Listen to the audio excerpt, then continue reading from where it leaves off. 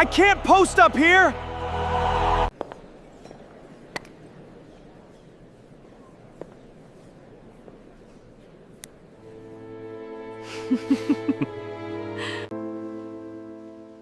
Julian.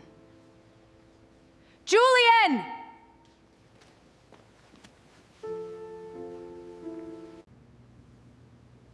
We can skip this part. Yeah, we'll walk it tomorrow.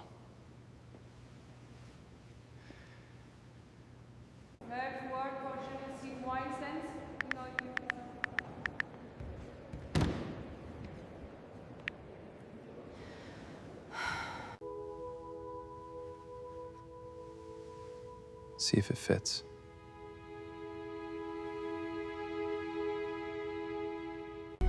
Hold on, it's gonna come off. Just hold on. Just hold on. It's gonna come off. Just hold on.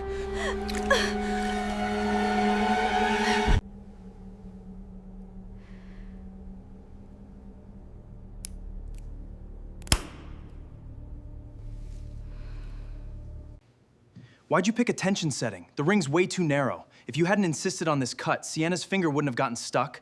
We'll grab a plain band tomorrow. Don't make it weird in front of the guests.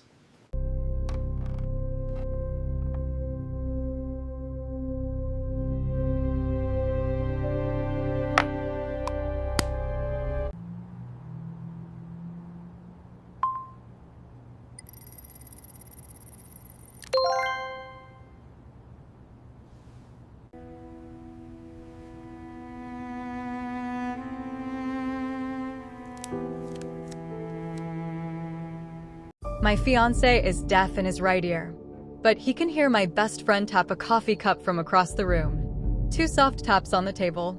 Julian slides a hot Americano towards Sienna's hand. 1 glance at the window. He's up, pulling the shade before she has to ask. I say his name twice at conversational volume, sitting right next to him. He turns, blinking. Sorry, babe. Speak up. Couldn't catch that. I swallowed my hurt and told myself he was just exhausted from planning the wedding. Until the engagement shoot, Julian pulled Sienna into the frame at the last second, 1 arm slung around her shoulders. 3-person shot. We're all here anyway. The photographer hesitated, handed me the proof with a look I couldn't read. In the photo, Julian's right hand hung at his side, hooked around Sienna's pinky finger with unguarded smile. I hadn't seen it in 3 years. I set the bouquet down on the vanity. I didn't say anything. If he'd never been able to hear me, I was done talking. The photographer fanned 30 proofs across the table. Julian's eyes skipped past me and landed on Sienna Vaughn. Sienna. Which one? Sienna didn't answer. Just tapped the corner of the 3-person shot with a manicured fingertip. Julian turned to the vendor. This one. Blow it up. Welcome sign at the entrance. The vendor froze, glanced at me. Sienna took a graceful half-step back. Maybe the maid of honor shouldn't be on the welcome sign, Jules. Julian was already lifting her Burberry trench off the chair.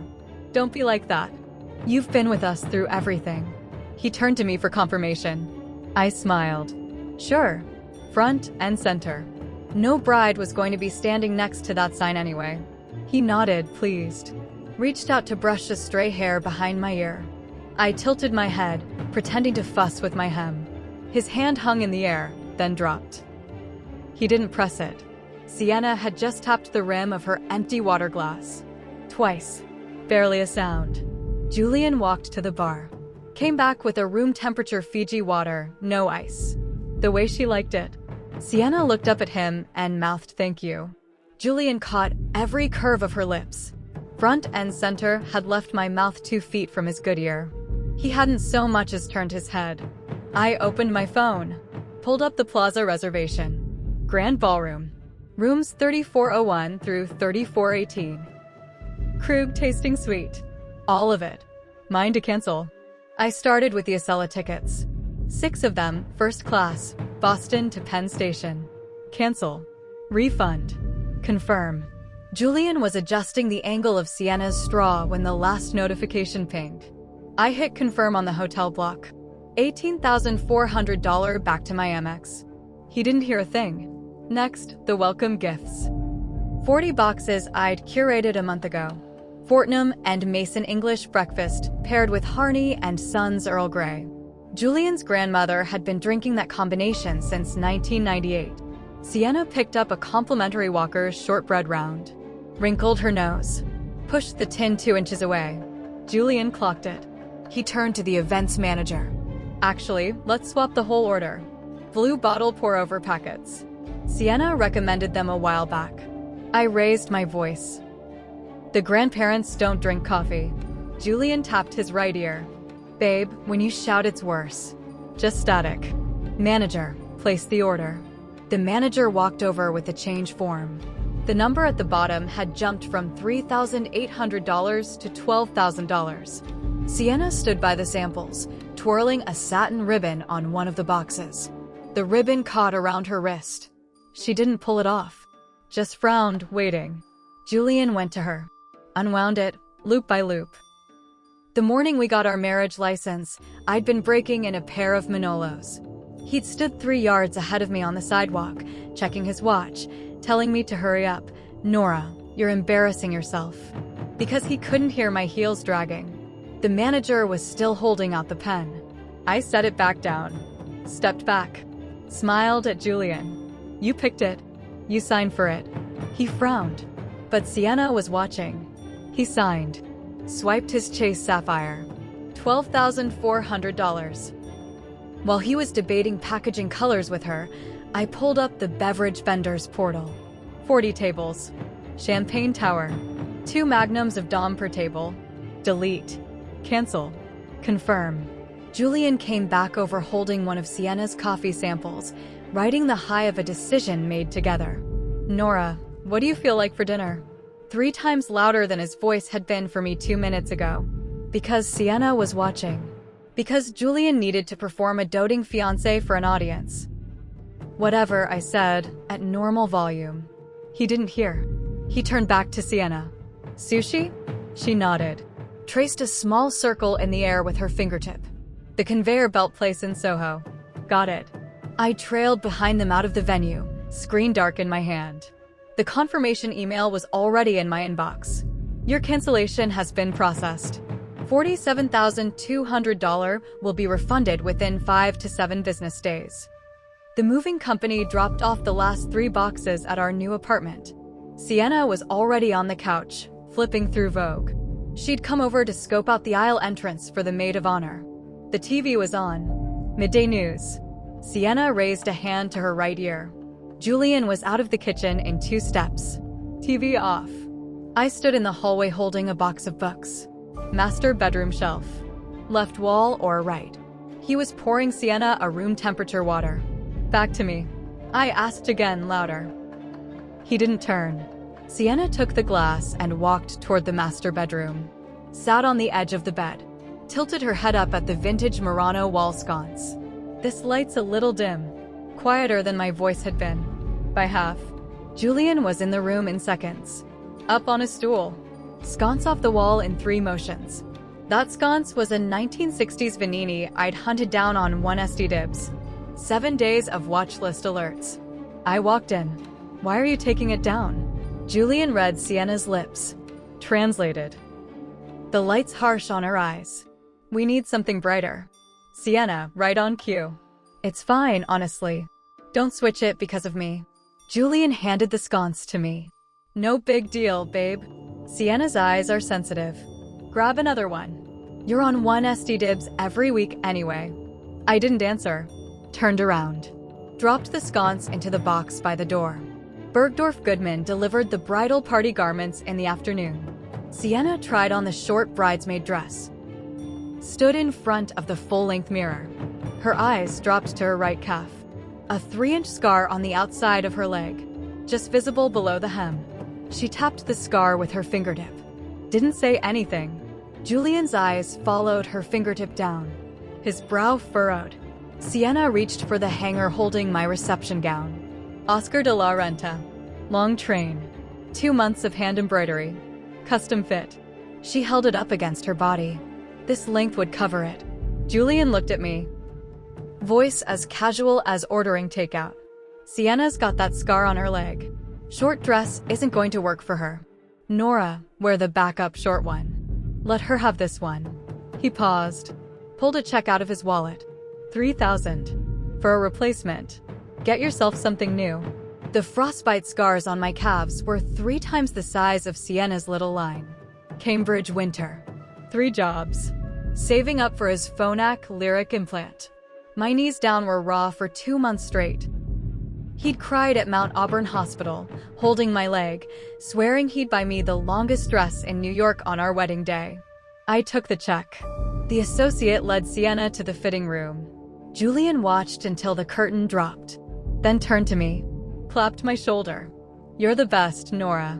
Nobody handles things like you do. I smiled back, opened my phone, pulled up the Amtrak reservations. 6 Acela first-class tickets. Vermont, Connecticut, Boston. Cancel, cancel, cancel. The refund notifications chimed. Julian didn't hear. Sienna stepped out of the fitting room in my reception gown. Train dragging behind her. Embroidery catching the light. Julian looked at her. Eyes lit up. Beautiful. He'd never once said that word to me. I saved the cancellation screenshots to my camera roll. Labeled the folder, T-2 days. Rehearsal at the Plaza's Grand Ballroom. Sound system cranked to maximum. Julian stopped halfway down the aisle. Palm clapped over his right ear. The officiant asked him to stand under the floral arch. He shook his head. Too loud. I can't post up here. Sienna rose from the first row, walked to him, pulled a pair of custom silicone earplugs from her Louis Vuitton clutch. Didn't say a word, just stood on her toes. Julian bent his head down, let her fit them in. They looked at each other and laughed. Music cued. My entrance. Julian, earplugs in, watched the hem of Sienna's dress. She stood too close to the aisle. His eyes tracked her shoes, worried she'd trip on something. I stopped in front of him. Julian. Nothing. Louder. Julian. Still nothing. Sienna reached out, nudged his elbow. He blinked up at me, half a beat late, reached for my hand. His fingertips touched mine. But his eyes were already sliding past my shoulder, checking the officiant's teleprompter. I pulled my hand back. We can skip this part. Julian assumed I was overheated. Relieved. Yeah, we'll walk it tomorrow. I stepped aside, sat down in one of the ceremony chairs, opened my work email, forwarded my resignation and transition packet to HR Director Karen at Kravith. Effective date, tomorrow. Rehearsal ended. The wedding planner handed me the ring box. 2 rings, his and hers. GI-certified loose diamonds I'd spent 4 months sourcing across 5 cities. Tiffany's Manhattan, Tiffany's Chestnut Hill, Boston, Philadelphia, Chicago, Miami. Sienna leaned over to look, slid her left ring finger over the smaller of the 2 bands. Comparing sizes. Julian picked up the smaller ring, grabbed Sienna's hand, slipped it on. See if it fits. It stuck at the second knuckle. Sienna's fingers were thicker than mine. Wouldn't go down. Wouldn't come off. Her knuckles started turning purple. Julian panicked. Sienna's hand in a glass of ice water. Then dish soap. 5 minutes of massaging. Nothing moved. Julian called engineering. A maintenance guy came up with a toolkit. Pulled out a pair of micro shears. The sound of metal on metal ran for 10 seconds. The ring snapped in 2. Julian was already checking Sienna's finger for broken skin, talking to me over his shoulder. Why'd you pick a tension setting? The ring's way too narrow. If you hadn't insisted on this cut, Sienna's finger wouldn't have gotten stuck. It broke, whatever. We'll grab a plain band tomorrow. Don't make it weird in front of the guests. The center stone in that ring was a diamond I'd compared under a loupe for 4 months. He'd held my hand the day I picked it and said this was the anchor of our marriage. Not a flaw allowed. I took the main stone out of the box, slipped it into my clutch. 9 that night, I called a private buyer in the 47th Street Diamond District. He verified the GIA certificate number. 63. I closed my phone, looked at the 2 halves of the broken ring on the floor. Nice metalwork. Shame it wasn't worth anything anymore. Julian changed into a navy Tom Ford shirt, 2 spritzes of Creed Aventus. The guys are throwing me a bachelor party at Soho House. Might be late. He bent down, kissed my forehead. Tomorrow you're my wife, Nora. He grinned. Walked out. The second the door clicked shut, I pulled the black trash bags out from under the couch. The toothbrush cup on the bathroom counter. My face wash. The basil plant on the balcony. 6 coats. 3 dresses. The cashmere scarf. Passport. Harvard Law diploma. The Ledger hardware wallet from the safe. All of it.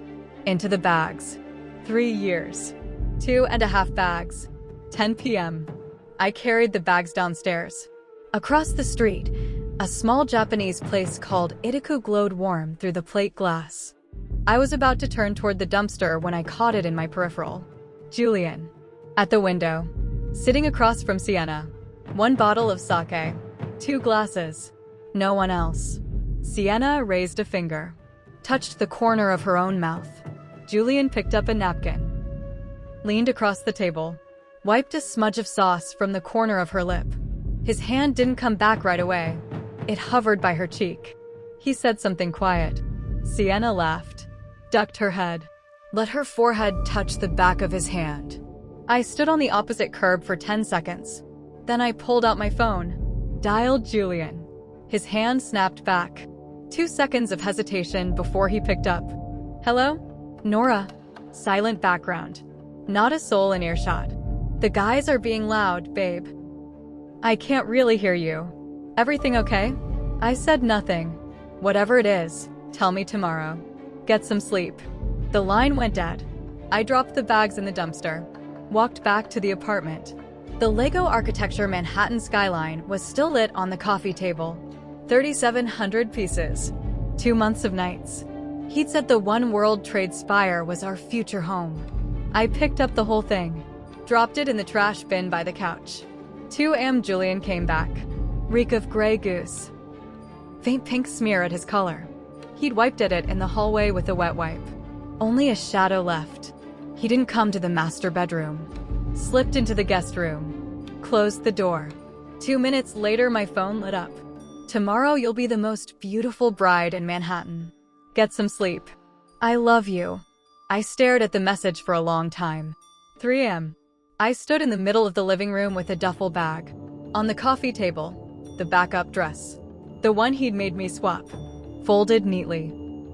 On the collar, a 1974 Kennedy $50. Face up. Sophomore winter at Harvard. He'd bought me my first tube of Aquaphor for the frostbite.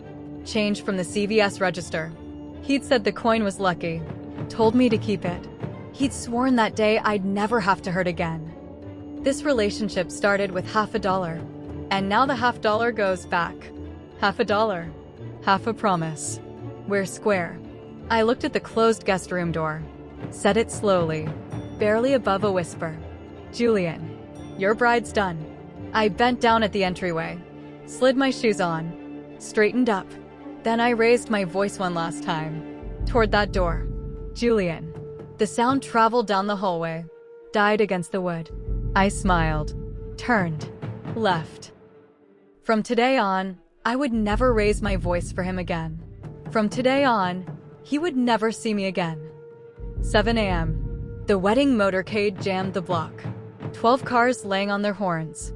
The Whitaker family had kept the tradition for 4 generations. The groom leads the procession to collect the bride. Old New England Yankee protocol. My parents insisted on the full run. Julian adjusted his tie. Pushed open the master bedroom door. Bed made. Corners tucked tight. No indent on the pillow. Not a strand of hair. He stopped in the doorway. 2 seconds. Dialed my number. The number you have dialed is not available. Again. Same message. The best man, Kyle, came up the stairs. Where's the bride? Isn't she supposed to be getting glam? Sienna appeared in the doorway, wearing my reception gown. Impatient. She's throwing a tantrum. Just call her parents. Have them talk sense into her. Julian dialed my mother. The number you have dialed is no longer in service. Switched to my father. Same recording. He stared at his screen. His throat moved. Get to the plaza. She probably went ahead. The motorcade pulled up to the plaza. No flowers in the lobby. No red carpet. No welcome table. An LED screen scrolled, "Congratulations Whitmore Construction on the 2024 Annual Client Appreciation Gala." Julian pushed through the front desk. The manager pulled up the record. "Mr. Ashford, Ms. Whitaker canceled the reservation 2 days ago. Ballroom, catering, bar package, all refunded to her card." 2 days ago? Julian's voice cut across the lobby. The manager stepped back. "Yes, sir. Online cancellation. Fully documented." Julian gripped the edge of the desk, knuckles turning white one at a time. Kyle spoke quietly behind him. "Bro, she wouldn't actually leave, right?" Sienna walked over. Reflex tug at Julian's sleeve. He jerked away like she'd burned him. "Don't touch me." He was out the revolving door. In the car. Foot down. Back to the apartment. Silent. Like nobody had ever lived there. The basil pot gone from the balcony. Bathroom counter empty. Closet open. Only his clothes on the rack. His eyes landed on the coffee table. A short dress. A 1974 Kennedy $50. Nothing else. No letter. No note. No explanation. Sienna came in behind him. Stood in the middle of the living room. Started making a gesture. Julian watched her mouth move, ringing in his ears. He ran out. Down the hallway. Braced himself on the wall. Nora Whitaker. The hallway threw the sound back. He cranked his hearing aid all the way up. Loud enough to hear his own pulse. Guest engines pulling up downstairs. Doors slamming. Nothing else. The person who'd shouted at him every single day for 3 years in this apartment. Gone. He slid down the wall. Back against the plaster. Reached for the $50 on the coffee table. Held it in his palm. 2 weeks later, Julian hadn't gone back to Ashford Industries. Blackout curtains drawn. Empty Modelo cans on the floor. DoorDash bags piling up. Sienna let herself in with her spare key. 3rd time this week. She tied off the trash. Set it by the door. Sat down at the dining table. She tapped the rim of a glass with her index finger. Twice. Old Julian would have been up in 3 seconds pouring water. New Julian didn't move. She tapped again. Julian watched her finger click against the glass. Suddenly it felt less like intimacy and more like a command signal. When had she started communicating with him like this? From the first time we met. From the day she found out about his ear. She never called his name at volume. She used gestures. Expressions. Taps. Eye contact. He'd called it chemistry. Water's in the kitchen. Get it yourself. Sienna froze. Reset her posture. Softened her voice. Jules, you can't keep doing this. Nora left. That means she didn't care. I'm here. I'll stay with you. Julian watched her lips form the words. Took him a second to piece the sentence together. He used to think talking to Sienna was effortless. Now he watched her practiced mouth shapes and her rehearsed expressions and felt like a trained dog watching a whistle. Every one of her micro gestures was calculated. Nothing was accidental. You never spoke up because you were lazy. His voice was raw, not because you cared. The smile froze on her face. Julian grabbed the glass off the table and smashed it against the floor. You have a fucking voice. Use it. Say it out loud. He pointed at the door. Sienna's expression flickered. She grabbed her bag. Walked out. The door slammed. The apartment went quiet. Julian sat in the broken glass. Both hands over his face. Nora never used gestures. Nora shouted his name. Once. Twice. And then she walked over. Put her mouth by his ear. Said every word again. Slower.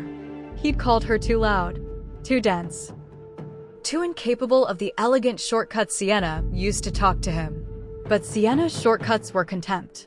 And Nora's noise was love. He tore the apartment apart looking for something of hers. Bathroom. Empty. Closet. Empty. He checked the joint account. Balance. $0. One deposit 2 weeks ago. $63,000. Followed by a full withdrawal. He went to the dealer on 47th Street. The buyer looked up from his desk. You're the fiancé. She had it done inside 20 minutes. Verified the GI number. Took cash. That stone was clean. We gave her a fair price. Girl walked out with real money. You walked out with what's left of your ego. Julian didn't speak. He got back to the apartment, opened his laptop. Every legal channel he could think of. 2 private investigators. A retainer fee that would have made his mother faint. 72 hours later, they pulled a stale IP from a resume she'd submitted 3 months ago. A coastal city, Rhode Island. He booked the first Amtrak out at dawn. Left his hearing aids in the case. He didn't want them dampened. He didn't want to miss a single sound that had anything to do with her. The law firm was on the 14th floor of a mid-rise on Providence's downtown edge. Julian crouched in a Starbucks across the street. 2 days. Day 2. 5:40 p.m. I walked out through the revolving doors. Black suit, low heels, hair pinned back, briefcase under my arm. He came at me from across the plaza, nearly clipped by a city bike. Nora. He stood in front of me, eyes red, voice sanded down. I didn't stop. Cut around his right side. Nora. I've been looking for you for 2 weeks. He kept pace. Fast. Uneven. I was wrong about the apartment. About the dress. I'll pay you back 10 times over. Anything you want. I stopped by the planter. Looked at him. He'd lost weight. Beard unshaven. Shirt like he'd slept in it. I said 2 words at normal volume. Go away. Julian tilted his right ear toward me. What? Louder. I can't. I didn't repeat myself. Raised my hand. Waved at the security kiosk. The guard jogged over. This man has been staking out the plaza for 2 days. Please escort him off the property. Julian was shouting as 2 guards moved him back. Nora. 5 minutes. Just 5 minutes. I badged into the lobby. The glass doors sealed his voice off behind me. 9 p.m. I finished a filing review. Chase Sterling from litigation was holding an umbrella for me. We were walking through evidence sequencing for a hearing the next morning. Meredith. I dropped the supplemental docs on your desk. Julian came out of the corner of the garage. Soaked through. Hair plastered to his forehead. He'd been standing in the rain for hours. Meredith Nolan. Who is this? Loud enough that people crossing the plaza turned to look. You threw me over for another guy? That's why you ran. Chase stepped in front of me. Sir, back up. Julian shoved the umbrella aside. I pulled up my phone. Dialed 911. I'm at the garage entrance at 100 Westminster. I have a stalker on the premises. Requesting a unit. Julian's face bleached out. Nora. You're calling the cops? On me? I didn't look at him. Gave the dispatcher the address. Description. Hung up. Chase pushed Julian back a step. Sir, move away. You're scaring her.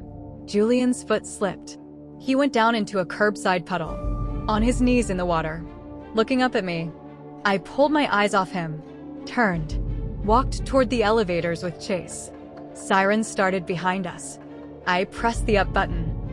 3 months later, I sat at the plaintiff's table in arbitration. Across the room, Julian and his general counsel. He was thinner than at the garage, but the suit was pressed. Tie perfect. I opened the case file. Read my opening. On behalf of the plaintiff, Meredith Nolan, we allege the defendant, Julian Ashford, and Ashford Industries have used 3 of MS. Nolan's individually held technical patents for the past 3 years without compensation, suppressed the associated profits, and refused to honor the licensing addendum executed prior to the engagement.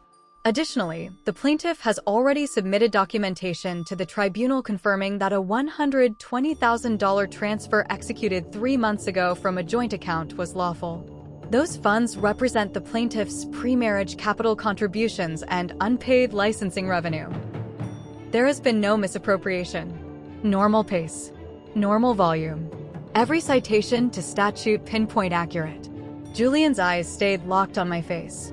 First interruption. Excuse me. Could opposing counsel speak more slowly? I didn't look at him. Kept reading. Second interruption. The defense requests opposing counsel raise her voice. The arbitrator frowned. I set the file down. Turned to the panel. Given the defendant's stated inability to process oral testimony, the plaintiff moves to conduct the remainder of these proceedings in synchronous written form. Written record available on request. Julian's spine locked. His counsel leaned in. Julian, she's baiting. Julian cut him off. I can hear. I don't have a hearing disability. The arbitrator entered it in the record. I slid 120 pages of exhibits across the table. Original contracts. Email chains. Acceptance reports. Timeline of breach. Every line highlighted. Every statute keyed. He didn't have to hear. He just had to read. Julian's hands shook as he turned the pages. His counsel muttered something about settlement. Julian shook his head. Kept shaking. His mouth opened and closed. Couldn't organize a single rebuttal. 40 minutes later, he signed. The number was on the last page. His pen hovered before it touched down. Session over. I walked to the garage with my case. Julian was blocking the hood of my car. 8 hours of composure gone. Tie pulled loose. Collar open. Sweat on his forehead. He was bent forward at the hips, like his spine had been snapped at the base. Nora. I walked past him, reached for the driver's door. He dropped his knees against the front tire. One chance. Just one. Anything you want. I'll do it. I sat down in the driver's seat, rolled the window down, handed him a page from my brief. His hand shook as he took it. I used to lose my voice trying to get through to you. Steady. Ordinary. Living room volume. I thought that was love. His eyes flickered. Now I know it was self-abandonment. The light went out. He reached for my wrist where it rested on the window frame. I moved my hand to the wheel. I don't spend energy on you anymore, Mr. Ashford. You don't deserve to hear my voice. Window up. Ignition. In the rear view, he was still kneeling. Mouth still moving. I didn't roll the window back down to hear it. The car turned up the exit ramp and merged into traffic. The man who'd made me scream until my throat gave out was, from that point on, allowed to watch my lips move through glass. And I wasn't offering my lips either. 6 months later, Sienna showed up at Julian's studio in Hunts Point with a new boyfriend. Julian's hearing aid had been broken for 2 months. Uninsured now. He was lip-reading full-time. The boyfriend kicked the door open. Julian was in the corner with a bottle of well vodka. You owe her $5,600 in utilities. Pay up. Sienna leaned in the doorway. Normal speaking voice. No effort at articulation. Julian watched her mouth. Missed half of it. The boyfriend grabbed him by the collar. Deaf-mute act now? Really? Julian shoved him off. Sienna, what is this? She smiled. Something cold in it. What's it look like, Jules? You really thought we had some kind of soul connection. She squatted in front of him. Close. Slow. I didn't feel like raising my voice. You're deaf. Why should I burn out my throat? Tapping the table's easier than talking. She stood, brushed off her knees. You're not even a full person, Julian. What was I in it for? The money. And now you don't have money. The boyfriend laughed behind her. Julian stared at her face. The face he'd once believed could read every one of his silences. Every micro-gesture he'd taken as intimacy. Just contempt. Only Nora had ever pressed her mouth to his ear and shouted his name until her voice cracked. Only Nora had ever treated him like a person who deserved words at full volume. He grabbed the broom by the wall and swung. The boyfriend cursed and pulled Sienna out the door. The door caught the back of Julian's hand. Skinned it open. Blood ran down his fingers. Nora used to keep Neosporin in the bathroom cabinet. Would come running with gauze and a Q-tip. He sat on the floor, turned his hand palm up. No one was coming. A week later, he snuck into my building in Providence. Followed a UPS driver through the residence door.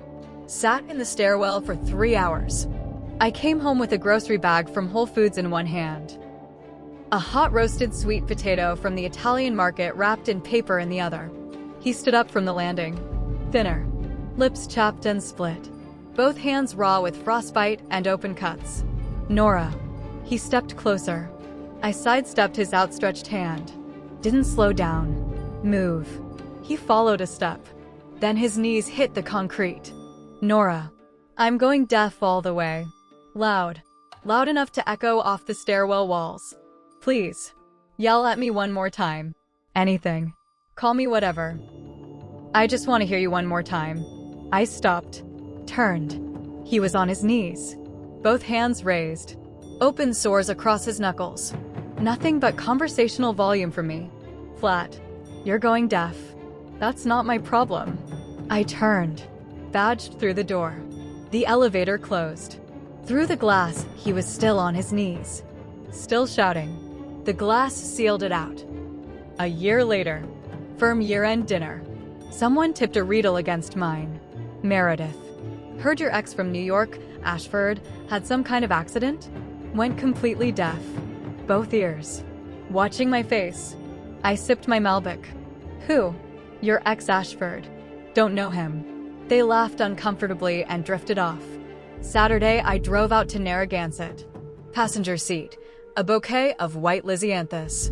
No thorns. The stereo was on. Low volume. I could hear every lyric. I don't have to shout along anymore. Home. I cleared out the desk drawer. Bottom of the stack. A discarded save the date. Blank where the name should be. Just the date and the plaza. Underneath, a negative from the 3-person engagement shoot. I fed both through the shredder. Confetti. Somewhere in a January gray city upstate, Julian sat on the edge of a twin bed in a basement studio. Something flashed outside the window. Could have been fireworks. Could have been a plow scraper spark. He couldn't tell. He couldn't hear. In his hand, a Kennedy $50. Face up. Copper patina eating the edges. His mouth moved. Silent. Over and over. The same name shape. No sound. No sound ever again. The one person who had ever been willing to shout at him. Loud. Louder. Until her voice broke. Never coming back within earshot. The only sound left in his head was the echo of the last time she'd yelled his name at that closed guest room door. Julian. That was the last sound in his hearing world. I stood on my balcony in Narragansett. Ocean wind on the glass. Soft. Nobody had to amplify it for me. And for the first time, I could speak at ordinary volume to myself and be heard. End.